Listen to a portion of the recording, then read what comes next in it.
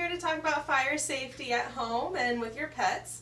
As everyone knows, you want to make sure that your fire detectors are working, you have fire extinguishers nearby for emergencies.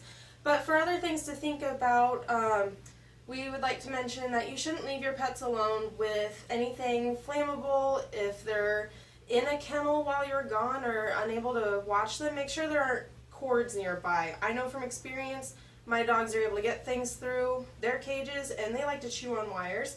So just think about that because that can start a fire. If they are loose in the house, make sure all flames are put out, and I'd recommend your wax candle melts are off as well.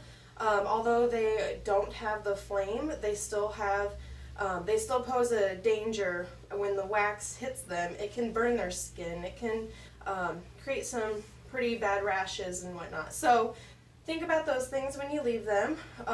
Keep them off the stove as best as possible, especially now with all of our touch remotes. They can start a stove by themselves pretty much. So keep that in mind if you can keep barriers up or teach them to stay off counters. That's always something to think about.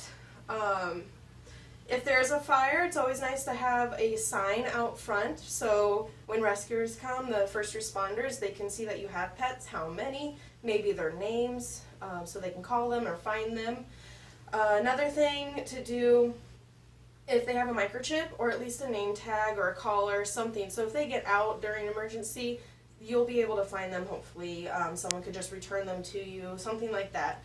And then last of all, it's always nice to have a backup plan. Even if you're from out of town, think of the vets around or the dog house, the Marshall boarding kennel, places like that you can take them to, or pet-friendly hotels for after an emergency. You may need somewhere to stay or at least house them for a little bit while things get back in order. So always have documentation with you, have something available that you can give them, make sure vaccines are updated so that they can get into these places.